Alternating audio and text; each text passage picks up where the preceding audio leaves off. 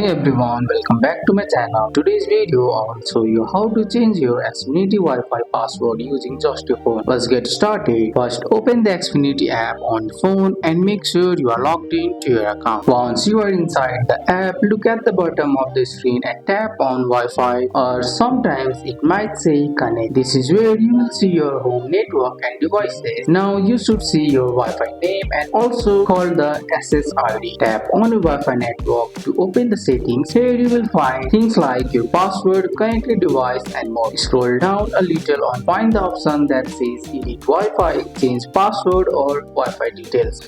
Tap on it. Now just delete your old password and tap in your new one. Make sure it's something strong but easy for you to remember. After typing your new password, tap save or apply changes. Your router will refresh and all your devices will disconnect for a moment. Once the Wi-Fi restart, you will need to reconnect your iPhone, your TV, your laptop, basically anything that uses your Wi-Fi with the new password. And that's all. You have just changed your Xfinity Wi-Fi password from your phone. That's all for today's video, guys. I hope you guys like this video. If you found this video helpful, drop a like, subscribe for more videos. Thanks for watching. See you in the next one.